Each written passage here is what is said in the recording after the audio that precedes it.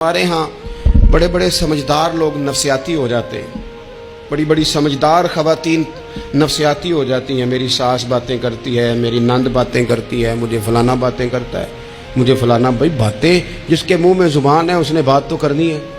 اب آپ نے کیوں یہ دعویٰ کر لیا ہے کہ آپ اتنے اونچے چلے جائیں کہ آپ کو بات ہی کوئی نہ کرے؟ کیا حرج ہے اس میں؟ اگر کوئی آپ کو بات کر دے تو کیا ہے، ہم کسی نے کر لی تو پھر کیا ہوا؟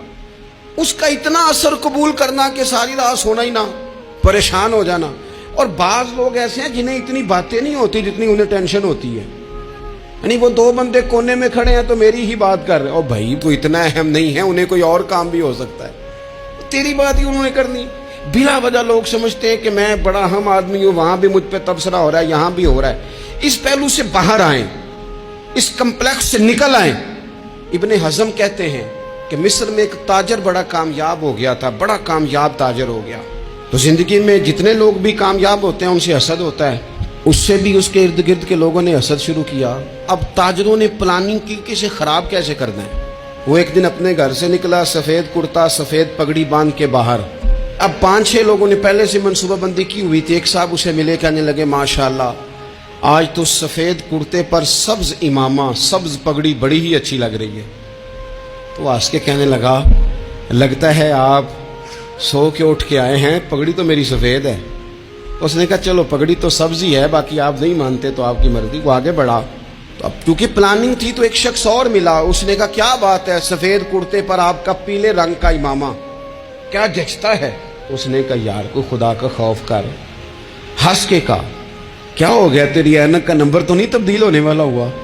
اور بھائی میں نے تو سفید کرتا اور سفید ہی امامہ باندھا ہے۔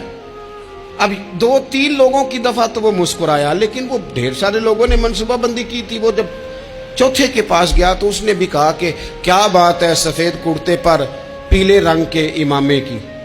اس نے کہا پیلا کہاں ہے؟ اب وہ غصے ہونے لگا۔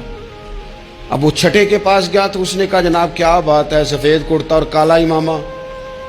اب وہ غصے میں اتنا باولا ہوا کہ پہلے ہنسا پھر رویا، پھر اسے سمجھ نہ آئی کہ دکان کا تالا کس چابی سے میں نے کھولنا ہے۔ بس وہ شام ہوئی تو اس بیچارے کو بچوں نے روڑے مارنے شروع کر دیے۔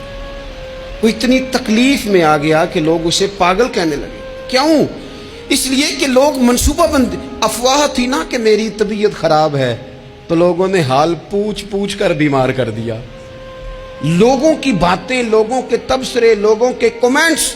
بولے امام شافعی، امام شافعی فرمانے لگے لوگوں کی باتیں پتھروں کی طرح ہوتی ہیں، یہ روڑوں کی طرح ہوتی ہیں، اگر انہیں کمر کے اوپر رکھ لو گے نا تو یہ تمہاری کمر توڑ دیں گی، اور اگر تم ان کو اپنے پیروں کے نیچے رکھ لو گے تو تمہارا قد اونچا ہو جائے گا۔